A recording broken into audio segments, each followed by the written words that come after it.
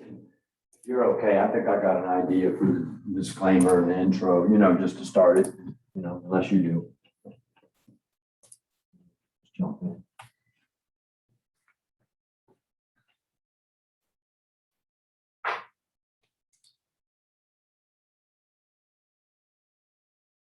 Well, hi guys, Sam and Tammy here, just wanting to take up a very interesting topic in the conversation that I think that you'll find very valuable. One that surprisingly we entered into many, many years ago. But anyways, the topic being caregiving and dying with dignity. Boy, as much as that doesn't sound fun, there's a great deal of peace and satisfaction that comes through the experiences of that with your loved ones. And we just wanted to share that with you because of the times that we're in right now. We're finding it very challenging to be, if you will, an advocate, or even to be a loving sibling or spouse or child of a loved one that's sick at this point in time is very, very challenging. So we just thought it'd be worthwhile for us to take and spend a little time with you and share with you our experiences. In all of this, just know we're not medical professionals. Yeah, we've got a pretty strong opinion about how we wanted to do this, and we were fortunate and blessed to be able to exercise that and execute it. And I got to say that in every case, literally you could see the hand of God in every single situation. And we wanted to share with you how and why that happened and why it was so good. And so we're going to talk about a lot of different aspects, but one that I want to bring up to you is the fact that, in this, as I said, we're not medical professionals. We're just children of parents, siblings, spouses. We're just like you. We're just people that actually cared about someone and enough that we wanted to have a discussion and a thought process towards how would we handle them getting sick and how would we handle their end of life experiences. If in fact they were sick and needed care, how would we handle that? And so many years ago, that started off with a plan. We started it off in a conversation before we ever got married, that it was a conviction that we had. We were looking, I think I would venture to say that in both cases, we were probably referring to biblical truths in that in Ephesians, it talks about honoring your mother and father and that years would be added to your life here on earth. And so we took that literally. And also, I think just out of honor and respect for our parents, I think that's how the conversation got started. And I guess as time goes on, you see that those same thought processes that you think towards taking care of your parents, you find that those same conversations will come up and the needs will arise with others, siblings and friends and family, that somebody needs to have some established conviction on how it's going to go down. And I think that one thing that I want to add is, yes, it was something that we talked about our whole married life was, just providing for and being available to care for our parents somewhere down the road. And I think that a lot of people don't want to talk about death and dying. And I don't know why. It's so much harder if you don't talk about it. And it's so much easier if you do. I talk about dying with my kids all the time. Parents that don't, and then they die. And then there's this chaos over what's left because it was never discussed, is shameful, and you need to address it. So we want to put this out there, take the shame and the embarrassment and the uncomfortableness off of dying. And let's talk about it, and let's talk about it so that we can make it as a most enjoyable experience as possible. Because yes, there's ways to die and have it be pleasant, and there's ways that it's not as pleasant. And really with today, this whole hospital bit about no visitors, You know, we're here honestly to encourage you for home health care. We're here to encourage you to take care of things at home as much as humanly possible. And yes, you did the disclaimer. We're not doctors. We're just people. We're just children, and parents that think there's a better way. You're free to think otherwise. We're just going to tell you what we've done and what worked for us. Yeah, if you're one that basically is absolutely dogmatically bought into the system, then you may want to just shut this off now, because you're probably not going to be at all encouraged, built up, and you'll find this to be very controversial, because we find the system not to be accommodating and to not always be conscious of what's in the patient's best interest and even in the caregiver's best interest. You know, it just, unfortunately, they're very overworked and underpaid, and we're just going to leave that alone. I didn't get in here to bash the medical industry.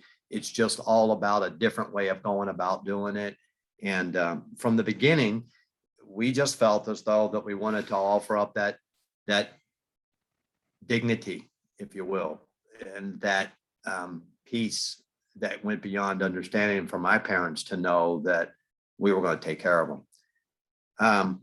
I'm, again, you know, this is a little bit selfish, as we've said before. You know, we make these lives and make these, you know, recordings so that we can pass them on to our grandchildren. And I'm hoping that, you know, And great grandchildren. yeah, our children will also take, you know, note as to how it was that we took care of our parents and others as they've been brought in our pathway. But yeah, this is a real deal, and it requires a thought process, and it requires conversation. And so, like Tammy said, it's a matter of fact. There's no way of dancing around this. So it's a whole lot easier just to put it up on the table and let's cut it up and start talking about it. So what we did was we broke down a lot of different aspects about this conversation that we wanted to share with you. So, you know, in our note-taking process of trying to be thorough, we hope that we are, but it could very well be that we've missed a point. And if so, feel free to reach out to us. It may be that we had that experience and we just forgot about it as we were trying to put this together. But let's just start digging into this and see where it takes us. But I think the one thing that I go back to is that there was conversation. There was the reality of this was going to take place. There was, you know, and part of it was, you know, I think conversation got broached when Tammy started sharing that her dad had passed very early on in life. And so I wasn't a part of that. But well, and most of you have watched the webinar prior to watching this now. But you know, what really got us on this path was, you know, my father was diagnosed and died in less than 2 weeks from leukemia. I was 10. My mom had 4 kids to raise. My dad was the major provider in the home. And in the blink of an eye, like an auto accident, he was here and then he wasn't. And if you don't have a plan, I'm telling you, and yeah, we can't plan for everything, but we know our parents are going to die. I mean, we just know it. And we know family members are going to die. And if we don't plan for it, I mean, obviously, sometimes someone dies that we didn't plan for. A child perhaps dies, and there was no plan for that. But in all of this, in preparing for this, in going through this, it's applicable to so many different scenarios, this information. So we're hoping it'll bless you, hoping it'll help you. And we got some points we want to cover with you. yeah, I mean, more than anything, this isn't to say that the way that Sam and Tammy did it is the only way or the right way. It's just, I feel as though we've had A way. numerous good experiences. And why was that so? But also, after going through those experiences, I also realized there was some places where we kind of dropped the ball and we could have done a little bit better job. And so I want to bring light to that, because it did present some challenging circumstances and some difficulties that we probably could have eliminated. So, you know, in that, so again, this planning, so this is a good time to bring up this subject. And it's kind of like, I spent years in estate planning, and that's really what this is. I mean, this is about insurance. This is about powers of attorney. This is about trusts, depending upon the size of the estate. This is about so many factors, but so wherever it is that your experience and or your resources and assets take you in your thinking on this, this subject can be very deep and very wide. But it definitely needs to be taken into consideration as you go forward. These are real issues and oftentimes issues and topics of conversation that nobody ever wants to talk about in the home.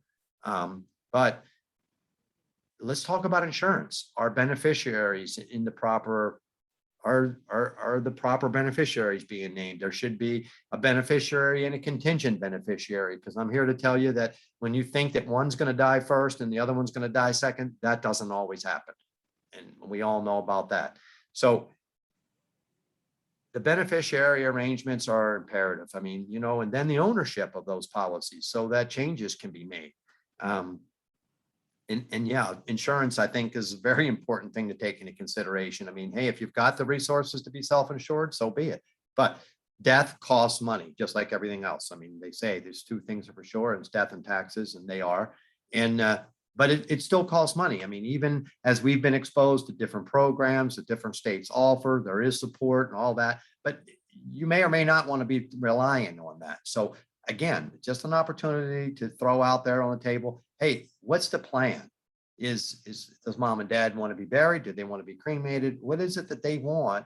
Or whoever it is, your loved one, your spouse, whatever this conversation brings about, and whoever it is that you have concerns for, hit this thing head on, because it's a real deal and it needs to be addressed. I mean, we all have family that we scratch our head and wonder what their thoughts and plans are. Some of it's already come to pass and fruition, and now we know. Some don't have plans. And so, you know, you just need to prepare yourself for that and have conversations. Power of attorneys, that's another thing.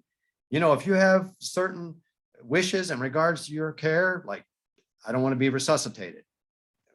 I don't want to go to a nursing home. Whatever it is. I mean, you need to get this stuff in writing.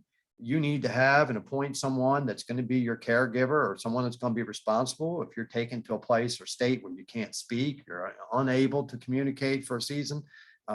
Maybe you're in a coma, maybe you've been in an accident, who knows, whatever the situation is. But there does come a point in time in the midst of a medical challenge that you can be incapacitated for a season. So it would be wise for you to name someone to be your power of attorney, to be able to take responsible for answering questions, making sure your care is exactly the way that you want it to be. As can handle your banking. Yeah. Banking is a big deal, guys. Exactly.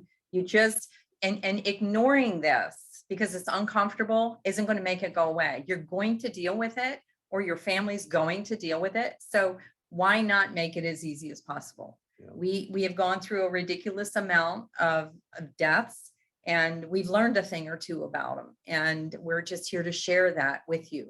So let me ask you, in planning, insurance and power of attorney, what are other things that we can do to plan? Well, I mean, some people even go so far as we know, we've had to go and buy, you know, lots at the cemetery. Some people go as far as going to the local, you know, funeral parlor, and they'll pick out a casket and make all the plans and make sure that the funds are in place to take care of that. So, you know, I mean, planning can go as, you know, as detailed as to, you know, who's doing the, you know, the funeral eulogy and what songs are going to be sung. I mean, we've heard of a lot of different things. So I just think it's a topic of conversation that, you know, it's real and it needs to be taken on. It's just a responsible thing to do. And two, for planning is what are we going to do with mom if she gets sick? Where's she going to go? Is she going to go to a room in our house? Are we going to get an RV and park it in the driveway for her? Are we going to buy a house or rent a house closer to us that she can, maybe she's 400 miles away. So we want to rent a house that's closer and have her move. Maybe her house is better equipped for her care and we don't have anything tying us down. So maybe we move in with her. So that's all part of the plan. I mean, we planned for my mom to have her own RV. And unfortunately, by the time we got her to the house, she wasn't capable of being outside. It was safer for her to be with us. Right. So then my boys ended up bunking up together, and we put her in the larger room, and we put the boys in the smaller room, and they were champs through it all. But so that's all part of the plan. It's not just insurance. It's the nuts and bolts. Where are we going to put mom or dad or, anybody? So that's all part of the planning. I'm going to make a pitch real quick for the elder or the sick one or the whoever it is that maybe you're sitting and listening to this because you've got concerns or considerations towards those people. And I'm just going to share with you that think about yourself for a minute. Even you can be selfish about this. And I'm going to tell you, it's a whole lot more convenient and a whole lot more fun to do this at home than it is to be doing it at a hospital or a nursing home or any other facility that you're out of control. Based on the circumstances today, there's so many rules and regulations, the average person will wind up On the news. let's just say in an argument, in a controversial situation, certainly one that, I'm not one at my age that I do real well for someone telling me, I'm sorry, that's just the rules. I apologize, but I'm not okay with that. I'm not okay with examining each situation and there being exceptions to the rules. And I'm not okay with that blind herd mentality that we're just going to do it this way because someone said that this is the way that we do it. So anyways. And you should know that going forward with us. That's just us. We're not your little boxed people, but we did this, we've been married 39 years. So we were planning to care for our parents 39 years ago, before COVID, before hospitals got to be so crazy with the rules and regulations. So now more than ever, we just want to equip you in case you want to do it too. Yeah. We've dealt with some of these circumstances lately and they're crazy. If you can't, and you have to work within the hospital and nursing home, at the end of this, we're going to give you tips on how to do that as best you can. But majority of this, and what we're going to focus on mostly, is in-home care, because I'm telling you, it's the sanest way to go right now, I think. If you have, and we're talking mostly on hospice, mostly on dying, it's a terminal patient. They're not going to get better. They're just going to live weeks, months, maybe years. And we want them to do it in the fashion that is the most peaceable for them possible. So we're going to try and help you and equip you for that. Yeah, this whole conversation is all about, of course, as we said, them dying with dignity, but keeping them comfortable and having it to be that they're comfortable as can be as they go through this process. But I think, there was a great piece that we experienced with all of our family members that were at home, because they were in a familiar surrounding. There wasn't a whole lot of rules and regulations. There wasn't interruptions. I mean, we basically were able to do our own thing, and they were able to do their own thing and enjoy family members and visits and all those things that just become challenged. So as we talk about the preparation, don't be overwhelmed by the square footage or the amount of space. You'll be surprised that if you're bringing a loved one home that's confined to a hospital bed, it doesn't take a whole lot of room to be able to make them comfortable. You can find a place in your home, even if it winds up being that it needs to be in the living room, because I'm telling you, you're going to be a whole lot happier to have them in your home in a matter of a couple of days. You're going to realize this beats the hell out of going to the hospital and sitting in a nursing home and being there for hours on end and being uncomfortable. When you need to go to the restroom or you want something to eat, you're in your own home, and it's just going to make things so much better for the long term. So I think your mindset, your whole mental condition is just far greater when you're doing it at home. The severity didn't change. The end result didn't change. It's just the process that you're going through is just going to be so much more palatable. Mm-hmm. So in this, just know, in the preparation, it can wind up being a spare room. It can wind up being the living room. It can be anywhere. So just depend upon the situation that you're dealing with. It just requires a thought and a process, and begin to think about that in a preparation state, because when these circumstances arise, unfortunately, we are oftentimes not given advance notice. They just all of a sudden just pop up, and everything was fine yesterday and today it's not. So what I want to talk to you about is what we found out the next thing that was incredible was that the resources that were available to us to have family members at home. So the first thing I want to tell you is, in this beginning stages of a failing health situation or the need for medical care, we found out that there was a provision called home health. And so that brought a nurse and or an assistant to the home several times a week if necessary to be checked on. There's a qualification examination process, and they do that to see exactly what their health condition. But anyways, that was a great learning process for us very early on. With my mom had dementia, and so she required a long-term care process through this. And so we realized they were able to come and help with bathing. They were able to come and help with meals. They were able to help with even house cleaning. So many different things where they were available to do that. And then at that time, we didn't even take advantage of them. But just to know that there's a tremendous amount of resources available in that home health. Medicare also covers just an unlimited amount of medical equipment that can be brought to the home to make things more convenient and easier for taking care of a loved one at home. Yeah, you can get hospital beds, you can get a bedside commode, you can get oxygen, Shower chair, a bedside table. There's so many things that you can get. Anything that you could think of if you just ask. I mean, certainly I'm not saying that they're, an endless resource, but it did seem to be, we never exhausted what it was that they were able to provide for us. Then as time goes on and as you're coming into that final stage, and of course we learned some things in regards to palliative care versus hospice, but hospice is another one of those things that's just an amazing service. It's paid for by Medicare. They're not one of those services that are standing there with their hand out looking for a check. I mean, at the end, you can literally have hospice care 7 days a week. So just know that I've been fortunate, and I think that she would agree that Tammy and I have done this together. So we've done this as a team. And surely if you're the Lone Ranger, that's a big undertaking, but many are taking care of spouses and that. But just know there's a tremendous amount of resources available in the home health and in the hospice industry that you can draw from to help you with so many different things. Yeah, and with the home health and hospice, so you want to bring somebody home, but you're afraid. What if I can't do this? What is it going to be? Or it's my dad and I don't want to bathe my dad. Or it's my mom, I don't want to bathe my mom. Home health and hospice can do that stuff for you.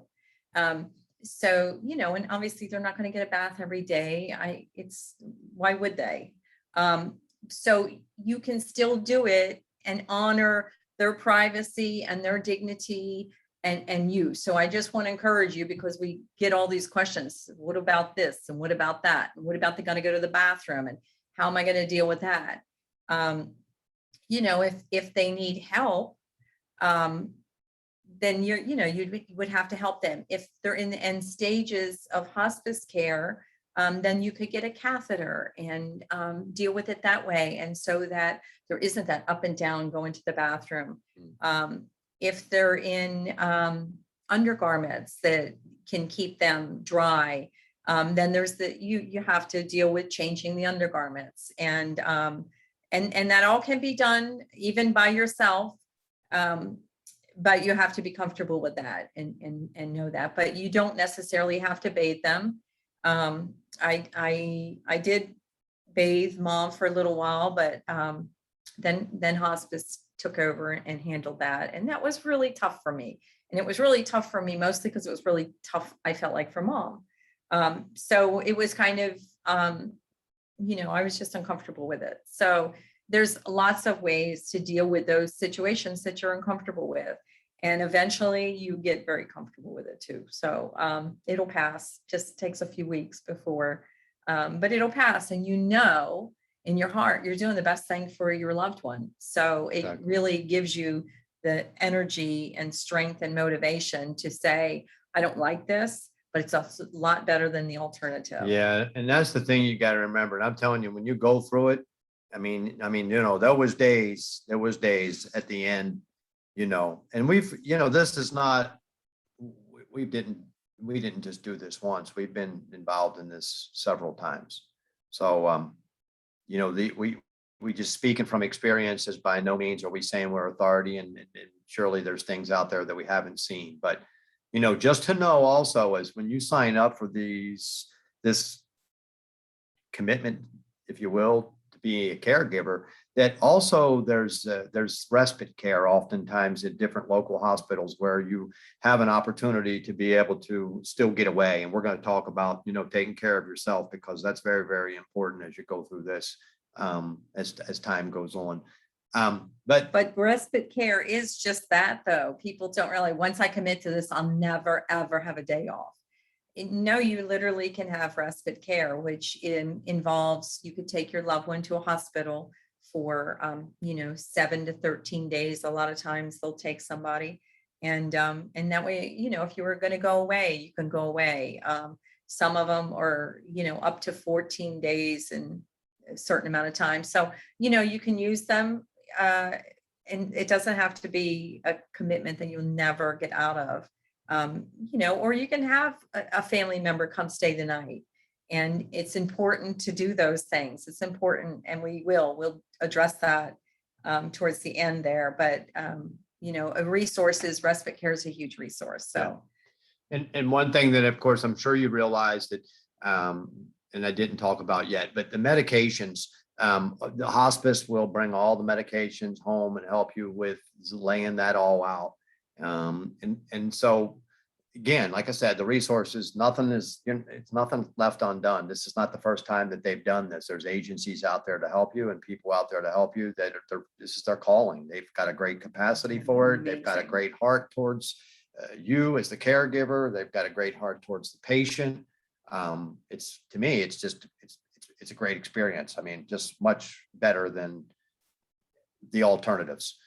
Anyway, so another thing that we wanted to just mention is that in the midst of all those resources, of course, then we found ways of doing things and making them more convenient. And so in dealing with loved ones, just different things, and we'll go through this list, and I'm sure that it'll strike a chord with you, just some things that you wouldn't think of. But just because you're dealing with adults doesn't mean that some of the things that you utilized in rearing up your children, that you don't go back to and find that they wind up proving a great resource and a great convenience to you. So one of those things was bed pads, having it to be that there was a pad on the bed, a pad on furniture, a pad on chairs, so that when there was an accident, it didn't mean that you had to redo the entire bed or redo the entire, furnishings. It just cut down on your housekeeping. So use those bed pads in a lot of different places. And I'm talking the bed pads that you got when you had a bedwetter. I'm not talking about the little blue throwaways. They're convenient and helpful.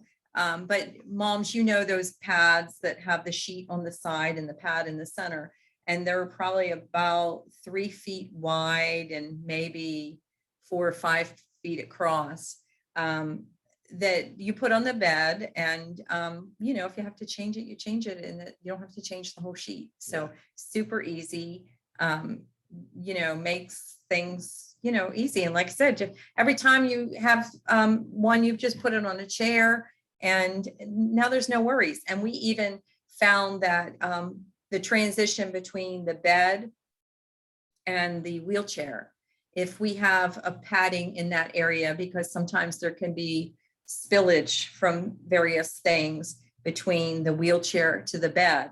So if you put some kind of a pad down or a small throw rug that can easily be washed, it can just help with the odor, because the odor is real, and if you're not careful, then your home can get an odor to it. And there's a very simple steps to avoiding that, and we never had an issue with it at all. So it just a couple little things to do, and make cleanup real simple, and your house will be great. So.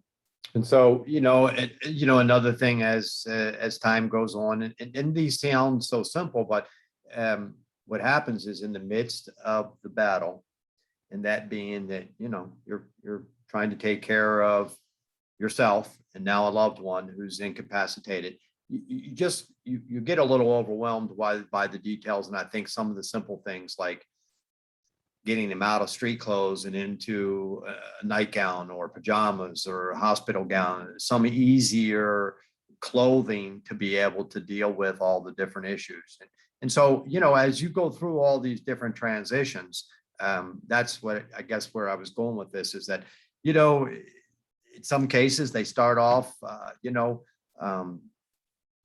there was never a pre-existing condition and you're dealing with someone from an accident or an early diagnosis, or there could wind up being that you're coming on the backside of a hospital stay and bringing someone home from the hospital. There's so many different aspects that could wind up being prior to. So some of this may or may not apply to your present situation or to the beginning of your situation. But surely if you are there to finish the race and going to go to the end of life with this person, these are going to be helpful points that you'll want to recall back into this conversation and say, yeah, I remember them talking about this. But yeah, nightgowns and hospital garments, things that are open back, let's face it, they're not parading around the house, so you don't need to really worry about a whole bunch of privacy there. You want to make it so that you can help them and help them to help themselves more comfortably with the least amount of struggle. I remember, and then of course now you can order hospital gowns right online, but I remember buying some nightgowns for my mom, short sleeve nightgown, crew neck, and we literally we kept the whole crew neck and cut out the whole back. So it went over her head and her arms went in it, but the whole back was open. So she could lay in bed completely covered. Her arms were in it. It just was a little bit more secure and prettier than the nuts and bolts of the hospital gown. So there's that, one thing that has really, been amazing is too, all these little bidet toppings that they have for your toilet. They have them now, they're like $200, $300, and they can be huge if you can afford that. And they literally, most of the time, have to plug in. And most of us don't have a plug next to our toilet.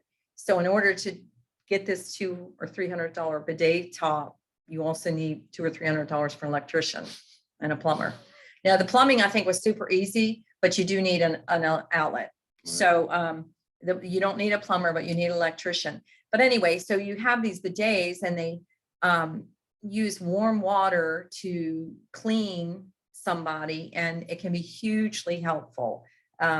So just, we're trying to show you some corners that were cut and how and what a difference they made. So the undergarment, a journal was a great thing that we constantly kept a journal of medication. Who did medicine, 10:15, I did this, at 12:15, he did that. And so anybody coming on could look and see it. And even if you're just doing it yourself, trust me, write it down, because we just get forgetful.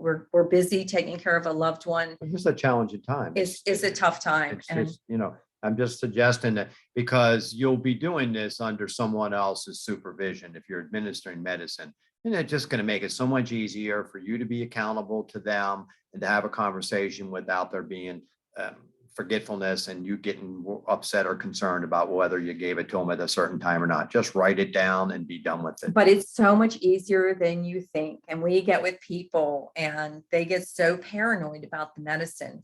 First of all, we're mostly talking about hospice. This is a patient that's dying.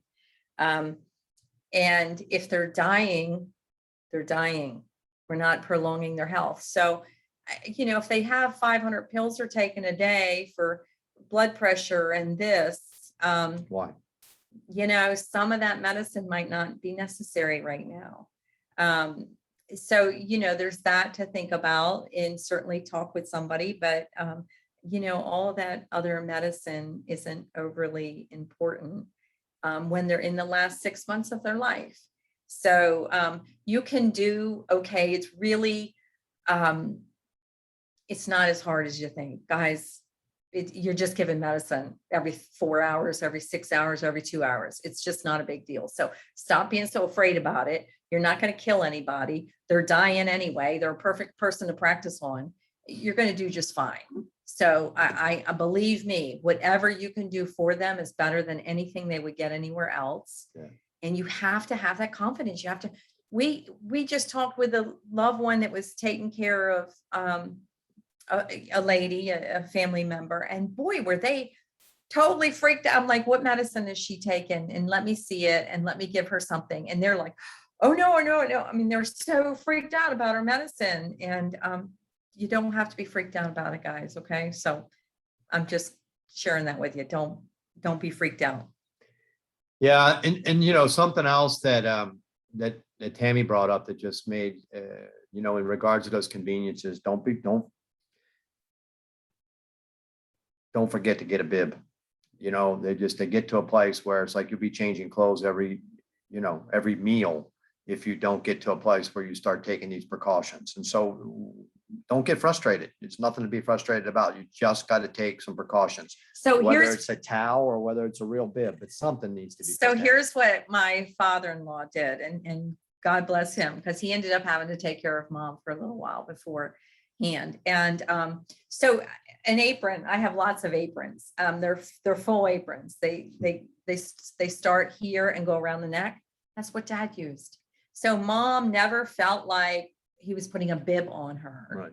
Right. She was used to cooking with aprons, so it was just an apron. He just put an apron on her, and so every time she would eat, we'd slide that apron over, and then when anything would spill, take the apron off. Mom's all clean. No need to change your clothes. So yeah, that's a huge one. And just those full aprons, you know, you can get them for, I think, less than $5 a piece, and have a couple for your meals. Throw them in the wash. You're good to go. So yeah, we're just trying to think of little things, and I'm sure you all know, and there's other people listening and said, oh, I did this, I did that. So please, in the comments, give us all the suggestions. Sure. We want them all. Yeah, and another thing is we did too, I remember when your mom was here with us, and she, you know, she was very conscious of what was going on, and she was very conscious and concerned about making sure she got her medicine. So one thing we did was we put a whiteboard on the room. We wrote down when she got her medicine and when she was due again. And it just brought about a peace. So we didn't have to have that conversation about when she was due and all that. And it just produced anxiety.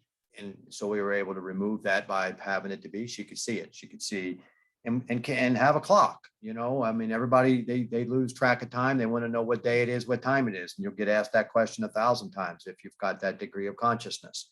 And so, you know, but get that whiteboard in there and have it to be that they can see when their medicine is, and they can see when they're due again. I think that's a lot of the patient's biggest concern is, are you going to give me my medicine? Are you know, they don't want their son or daughter to take care of them because they're afraid they're not going to get their medicine. And so that whiteboard, so the big clock, you know, like you had in elementary school, okay? And most of our parents are familiar and comfortable with those clocks. Big clock, big whiteboard. They look at the clock. It says 2 o'clock. They look at the whiteboard. It says 12 o'clock. You got A and B. So when they, oh, wait, no, Mom, just got it at 12 o'clock 2 hours ago. So they can see that it just gives them that peace, because our parents are freaks about their medicine, guys. And so in order to just keep that peace, we don't want to just say, argue with them and everything, but in order to keep that peace, we just had the board. It was a big board. It was, you know, it was 24 inches probably, you know, by 12 or so. And that way they could just see board, clock, and they could just see what it was, what they had. And we just, you know, just put that, get yourself a little easel for your whiteboard. Or, and you know, they have some pretty framed ones now that you can get right at Walmart for $12, and you can put it, make it pretty on your wall right next to the clock. So, but you want a big clock so they can see it. And that was a huge help for my mom, I think. It was, yeah. Yeah, and everybody, I mean, you know, we've got these vast experiences, you know, for the condition of the patient, you know, are so widely varied where, you know, so everybody's situation is going to be different, but we dealt with both, you know, long-term care. We've all dealt with a degree of consciousness for a long time, all the way to the very, very end. Then depending upon the severity of the medication, then, you know, there can be days where there's not a lot of communication and you know, and so this is just a conversation to say, you know what, it's going to be okay. And you need to know that those hospice people are trained up and they've got a mindset and a calling on their life that they are just a tremendous support. Yeah. So, another thing that we haven't touched on yet that really does wind up becoming a sincere conversation and one of concern, and that is the care of the caregiver. And we didn't do good at this. And so we want to basically really spend a little bit of time, but not necessarily go into a bunch of war stories. But I would just say that you just want to really be conscious of your daily habits and your communication with others when you're going through this process. I think it's important that you set aside some personal development time, taking in the word or whatever it is that you do as an individual to build yourself up. You got to have a little bit of set aside time.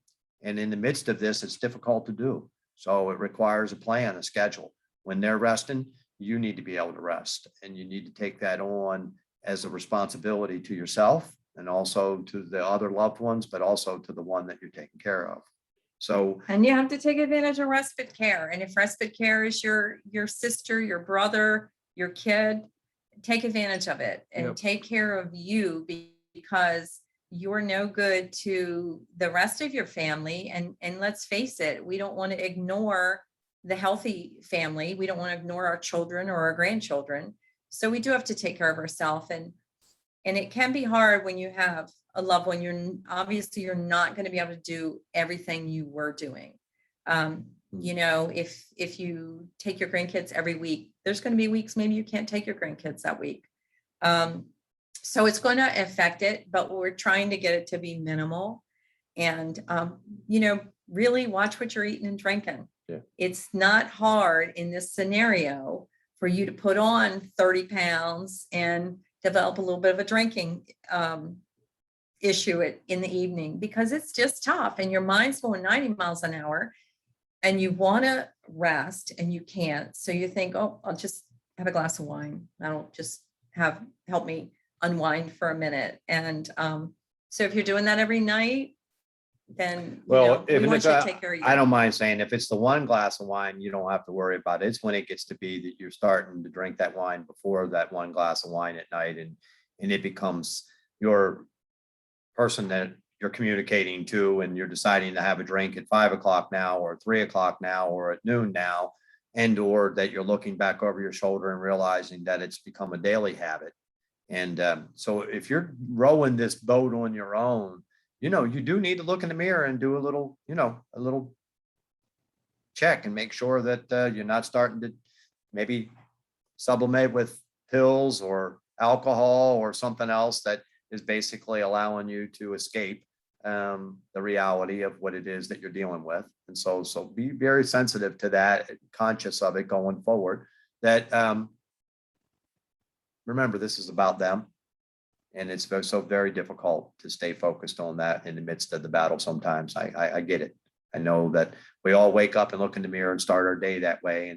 And oftentimes I can remember at different times saying, I don't even know if I can do this today, but you can. And you have to go to that place of reviewing this conversation that we're having with you, and know that we've done this now 3 times in the home. And every time is different. Yep. And so that's why we thought it would be good for us to share with you some of these experiences, so that you could go forward into this and say, well, hey, at least I've got that much of an understanding. But I'm just telling you, based on what I see and know from the hospitals and nursing homes and medical facilities right now, you are just better off to take and look at this and examine this as an option, I would think. Anyways, we'll just leave it at that. Another thing that we want to talk about that we felt as though that was very important is to know that, while you have a loved one in the hospital, that there's some rights and some things that you need to know, and that they have rights. And so these are some conversations, or we'll just use these terminologies that you may want to just make note of, that your patient in the hospital can get a social worker as a representative. They can get an advocate from the hospital to be a patient advocate. Certainly hospital administration is someone that you could call on. And in the midst of that, you'll hear things about, charge nurses or floor nurses or house supervisors. These are all people that basically have capabilities of bending the rules, making new rules, or changing the rules, or making your life either more difficult or easier.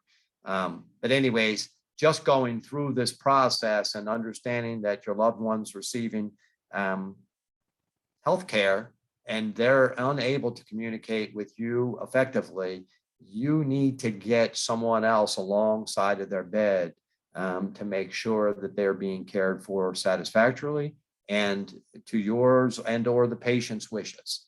I know that unfortunately we've spent way too much time in the hospital, so I can't really say that I've had a lot of bad experiences, but I've had plenty of bad experiences and I've had plenty of good experiences. And unfortunately, it is all predicated on the person that you're dealing with. I mean, there are rules and regulations in these institutions, but there's also people that are just as tired of them as I am, and they're willing to do just about anything to make your stay as comfortable as it possibly can.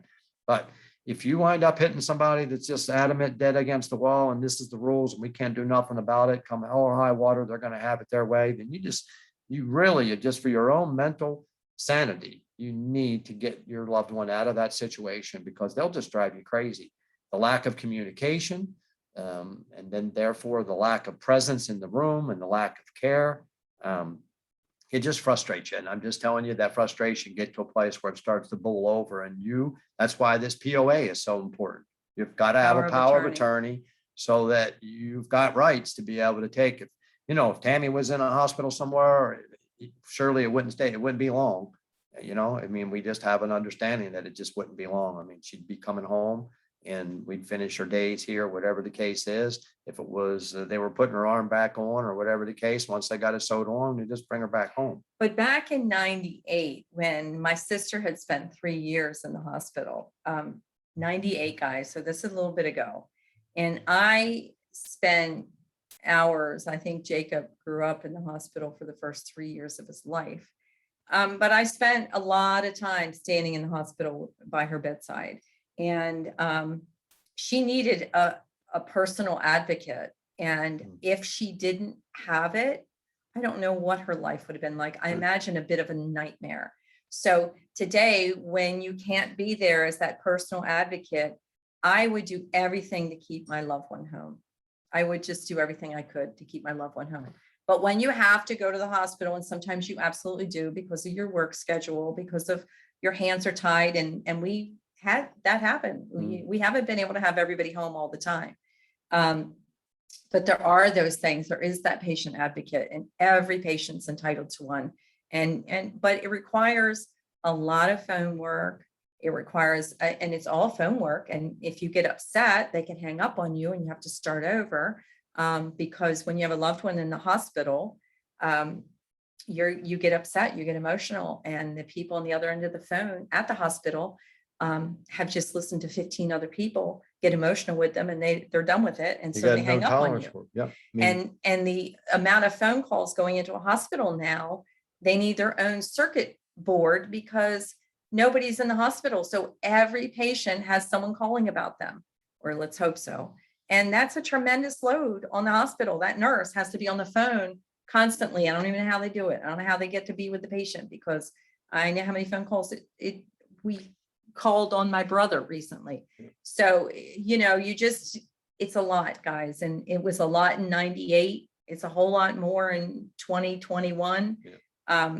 So, you just have to know that it's we're not just talking about how things are today. And this is not a knee-jerk reaction to a bad experience with our granddaughter being in the hospital yesterday, which, this doesn't put a date to anything. But, as we're talking to people, in the hospital on a regular basis, I mean, this is not bashing the healthcare industry, because we've got loved ones that actually work in that industry, but it's just they're overworked, underpaid, and understaffed. They just have not been given their same resources or the resources that they need in order to be able to take care of their patient load effectively. And I think there's just enough said with that. So we're not throwing, them under the bus and saying that they're doing a terrible job. We just think they got a battle that they can't win. And so this is just what we feel as though is the right way to go about helping your loved one, have it be that they can die with a little dignity. Yeah, somehow our healthcare workers are not being set up for success. So Hmm. they're just not. And I put that on the hospital administration. Because it shouldn't be so hard for them to do their job. They went to school for years to care for people. They didn't expect it to be a nightmare. They wanted to come home every night feeling sleeping well because they made a difference, and they're trying to make a difference, and they're trying to make a difference with one hand tied behind their back, and it's very difficult. Just as we know, it's difficult to do anything with one hand, and that's what they're all working with is one hand. So bravo to the ones doing it. My niece is phenomenal. I have a lot of friends that are amazing nurses and doctors. So, bravo to you. And I'm so sorry it's difficult, but going on the patient end, it's difficult from our end. And so we just want to help you keep your sanity through it all. It's not easy. Exactly. It can be challenging. Another topic that comes up in this conversation, of course, is about the nursing home. And I would just pose this question to you before you take that into consideration, is that what are you trying to accomplish? I'll just tell you about a personal experience that we had with my mom, dementia, being her ailment. As my dad began to get sick, of course, we had a hard time being able to confine mom. And so we used a nursing home as a help with the thought process that she would go there for a season while we were getting dad some additional care. It was just extremely cumbersome, taking mom on a 3.5 hour van ride one way to go to the doctors. And of course, the anxiety that it produced just was off the charts. The cumbersomeness was on mom, not us. Yeah. So mom, and this drive was 2.5 hours, and every bump, mom would jump out of her skin. Right. Every stop, every time we went, give the gas and you go back, it would just stop or we stopped. Everything just was so stressful for her. It was painful to watch. Anybody that loves somebody wouldn't want somebody dealing with that. So yeah, it was very, very painful. Well, what I was going to say about the nursing home is that, we had to use that facility because for her own safety, we weren't not able to confine her or keep her safely in the house. She was perfectly healthy in every other area, but not in her mind. And so therefore the forgetfulness and the unaware of where she was and her surroundings. So when she went outside, she would get outside the yard, get outside the gate. And so in order to be able to keep her safe, we felt as though that the only thing we could do left was to put her in the nursing home. Well, just know that time goes by very, very quickly. And when you're investing with others and caregiving others, and before you know it, weeks and months go by, and in mom's case, even a year. So she was put into the nursing home with the idea that it was going to be safer for her, and it was, and kept her from getting out into the yard and getting lost. Allowed us to be able to get some additional care for dad and to concentrate and focus on him more. But the one thing that I think I realized after mom was there, she was immediately put on hospice care. She went on to basically stay on hospice care, I think, for close to 2 years. But one thing that we realized about nursing homes in our particular experience, and I'm sure there's 100 different ones out there, but mom was put in there with the idea that, and we had already explained, she had do not resuscitate, at different orders that were, dad was only alive, unfortunately, for a very short period of time. So we weren't able to get all of her care finalized. But because of that, because there wasn't a perfect plan, because we didn't have all the I's dotted and the T's crossed, they began to put mom on a feeding program and feeding her 3 times a day. And so they were able to keep her and sustain life for her in a dementia state and with Alzheimer's, to a place where she had no idea who was coming and see her or feeding her, for a matter of about 2 years. So you just have to ask yourself what it is that you're looking to accomplish there. We thought that they were going to be helping us, and they did for a season while we took mom or took care of dad. But what we realized while we were entrusting her care to them, that they were unbeknownst to really anybody and not in a direct conflict, but they were in violation of her wishes, dad's wishes. I mean, they were literally feeding my mom 3 times a day when we wanted it to be that she would She just, ate whatever she wanted. that we wanted it Not to what, be her choice. yeah, not what you wanted her to eat, but Yeah. whatever she wanted. We wanted her to have food, whatever she wanted. So anyways, we just want you to know that, this is all about quality of care and quality of life. And, you may or may not have any personal experiences. You may be dealing with a situation right now. Or this may wind up being just a topic of conversation that you wanted to take up with a loved one and you didn't know how or where to go about to begin with it. But I will just say that I think that as we've gone through the years and as we've been involved in family and friends for many, many years, that our greatest experiences and our greatest joys and remembrances have been in the home. I can't remember of one great experience that we've had while being in the bedside, and we have had some experiences bedside at the hospital. I just think that all the days and hours, weeks, months leading up to the home experience far greater and better. I mean, just the money that you spend in travel and everything else when you're going to these facilities. I mean, the transportation, and then you eat terrible. You're eating food out of That you would machines never eat. that you typically don't consume. Now your health deteriorates, your rest is deteriorating, your transportation cost and everything else, maybe even hotels and all that other stuff. It's just unnecessary burden put on the family if you would just take this into consideration and So- talk about it. Yeah, and we want to share that because each parent, now we've been fortunate enough to have 3 parents be able to be home with us before they got to see Jesus. And, I don't care whether it was 6 months or 6 days, the memories that we have with each of those 3 parents are so cherished. You guys, you have no clue. The time my mom was the first one. So the time my mom was with us was a few months, or I don't know. It really wasn't that long, but it seemed so much longer in a good way. The kids reflect on it fondly. We reflect, remember when mom did this? Remember when mom was here? It's just, there were We were warm. just talking about hamburgers and ice cream and just meals together. Just, Yeah. I didn't like, for instance, I mean, just to bounce off of that, I didn't eat nowhere near as many meals with mom when she was in the nursing home, but when she came here, she had a smile on her face every morning when she saw me. And, we sat down and had breakfast together, and I'm not even a breakfast eater, but, it was just And it was quality time. just like that. And then having, when we had my mother-in-law home, which was what he was just referring to, it was this time together was so sweet. And honestly, I was with her all the time at the nursing home.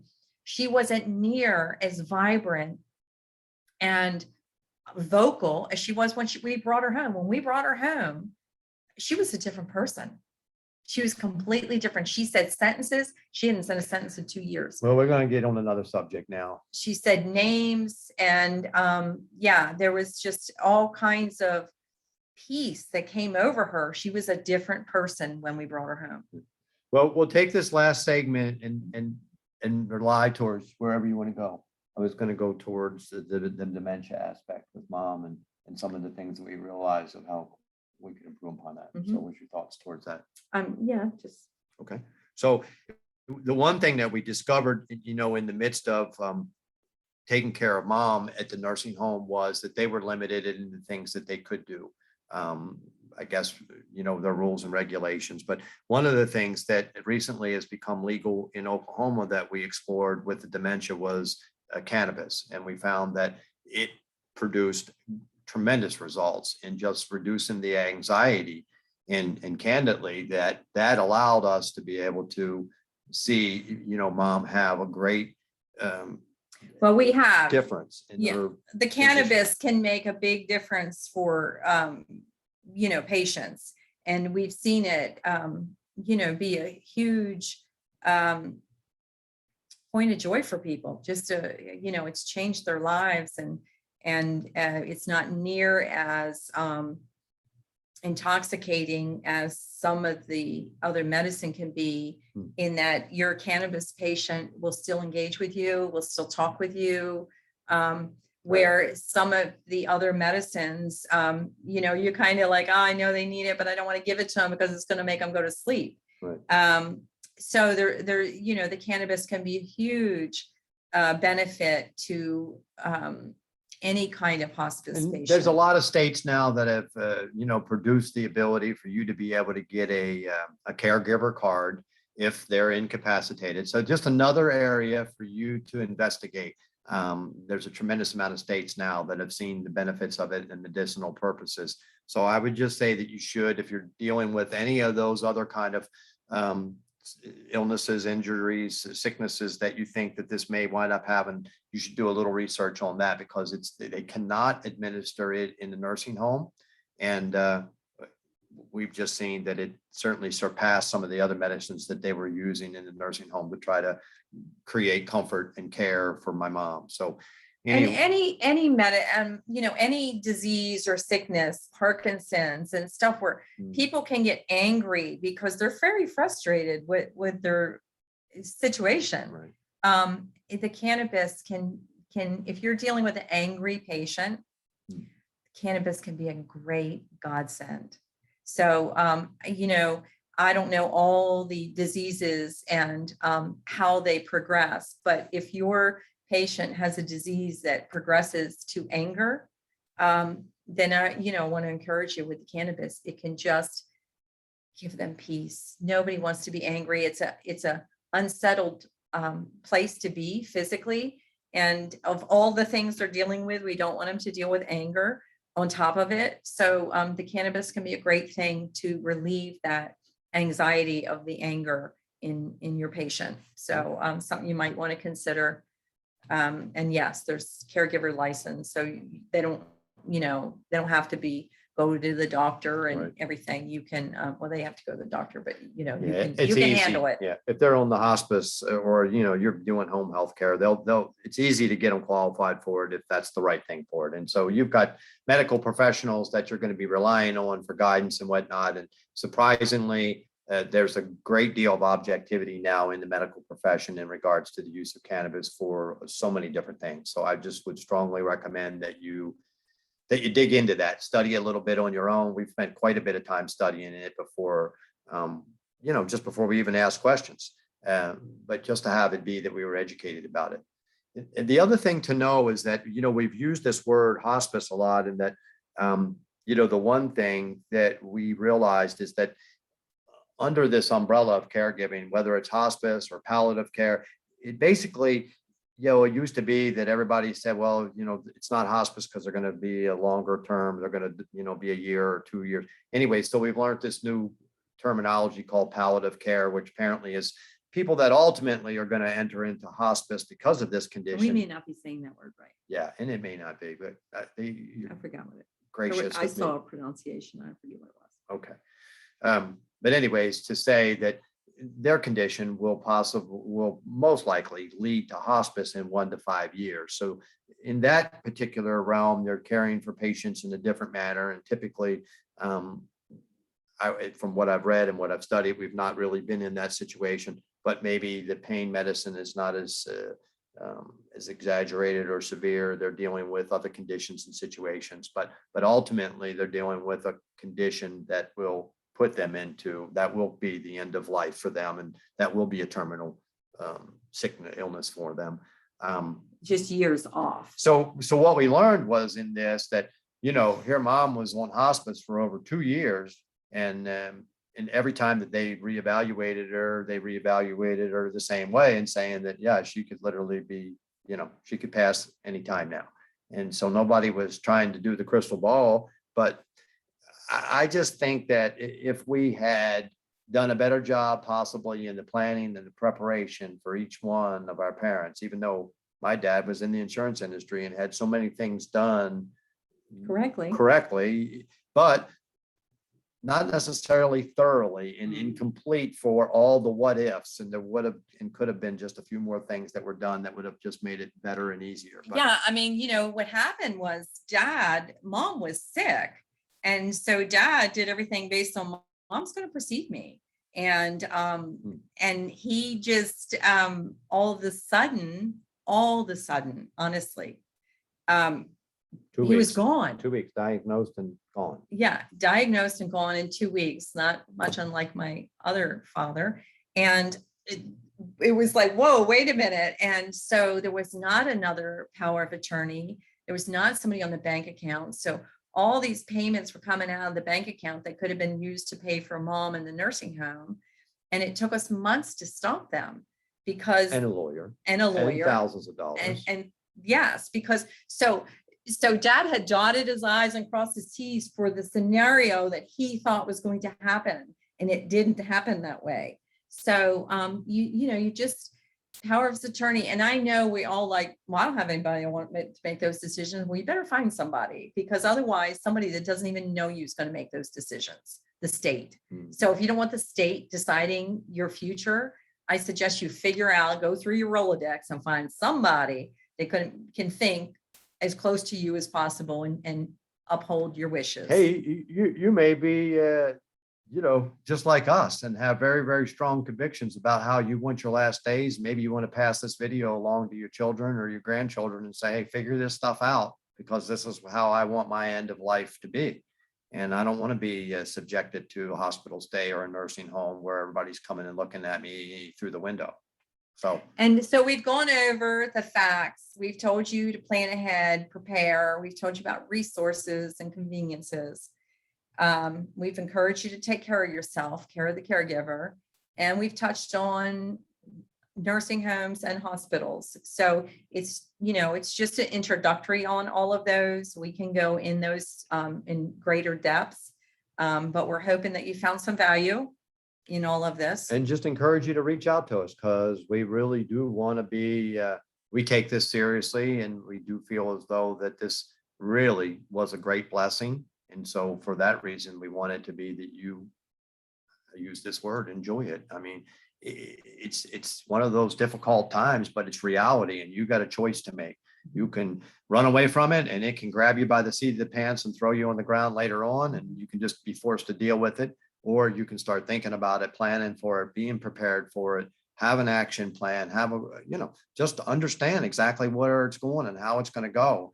And yeah, there'll be variables. There'll be plenty of them, but trust me, So many. The efforts that you put into this and a couple hours that you could invest into this with conversation with loved ones could just wind up making things so much easier and so much better for everyone. And keep checking back, because one of the things we want to do to add value, and because we care, we really do care, is we're going to soon be doing a monthly coaching call for those in this situation. So for those that listen to this video, we're going to be offering a monthly coaching course. So stay tuned for that, or check the comments, or reach out to us and give us an email so that we can tell you when that's going to start. So if you've listened to this and you'd like to be part of a monthly coaching where you could ask questions, where we'll do a little devotional, and then you can we'll open up to Q&A, and we can talk and encourage one another. So and I would say don't wait on us, because the details can sometimes keep and elongate how long it may be that we want to do this next week or next month. But so if you're in a situation right now is where you're at, just get in touch with us and let us know, and we'll certainly reach out, do anything we can to try to help you. balzanacoaching@gmail.com. You can reach us. You can leave a comment here. balzanacoaching@gmail is the best way. And I'll leave that in the link in the comments so that you can see that. But you want to just try and reach out to us. B like boy, ALZ like zebra, ANNA, balzanacoaching@gmail.com. Very good. Hey, God bless you. We thank you so much for giving us so much time. Hopefully this was helpful, and we hope this was a blessing. Look forward to hearing from you in the future. God bless you. Take care. Bye.